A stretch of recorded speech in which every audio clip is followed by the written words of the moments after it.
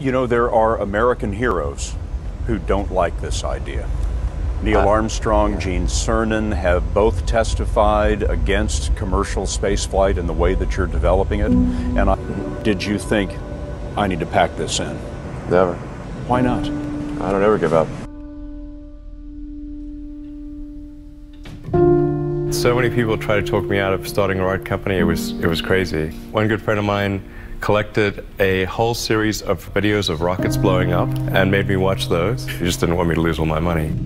We're doing these things that seem unlikely to succeed, and we've been fortunate, and at least thus far they have succeeded.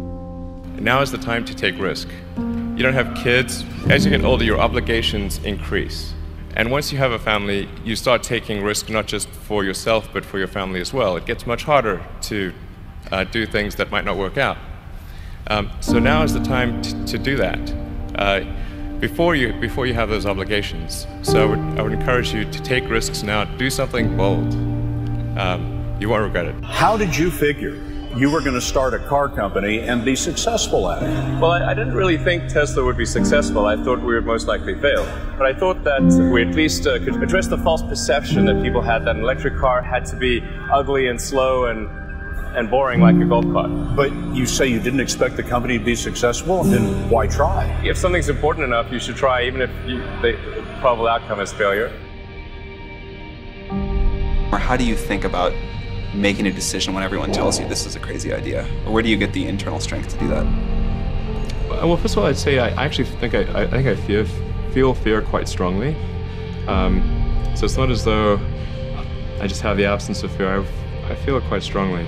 But there are just times when something is important enough, you believe in it enough, that you do it in spite of the fear.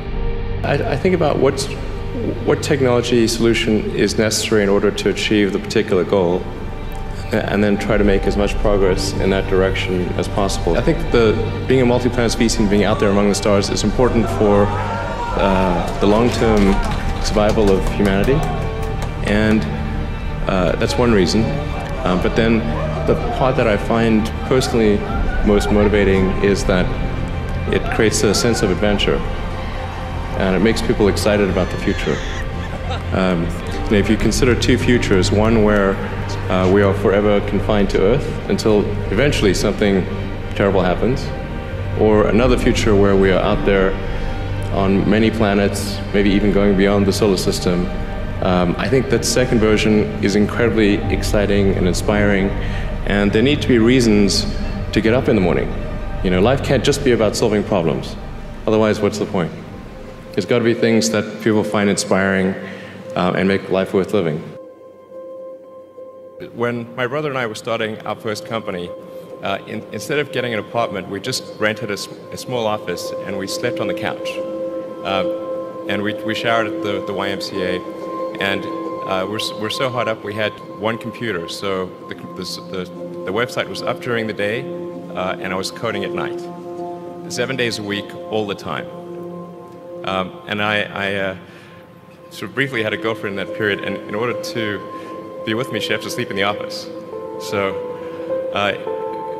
work hard, like I mean, every waking hour. That's the thing I would say, particularly if you're starting a company.